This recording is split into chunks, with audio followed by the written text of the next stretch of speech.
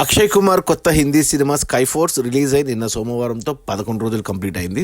ఈ 11 రోజుల gross collections చూస్తే ఇండియాలో ఈ సినిమా 115 కోట్లు గ్రాస్ కలెక్ట్ చేస్తే ఓవర్సీస్ నుంచి 14 కోట్లు వచ్చాయి.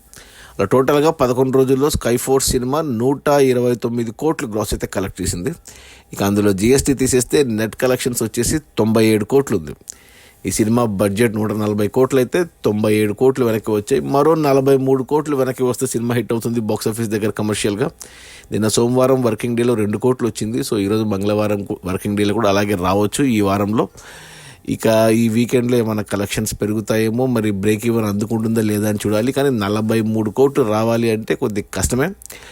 చూడాలి మరి టోటల్ రన్లో బ్రేక్ ఈవెన్ అవుతుందా లేదా అనేసి. ప్రస్తుతానికైతే సినిమా యావరేజ్ అని చెప్పాలి. ఇంకో 43 కోట్లు వస్తే హిట్ అవుతుంది.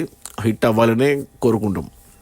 అది మన అక్షయ్ కుమార్ కొత్త Hindi cinema sky force release అయిన మొదటి 11 రోజుల్లో 129 కోట్ల గ్రాసు. అందులో నెట్ కలెక్షన్స్ వచ్చేసి 97 కోట్లు.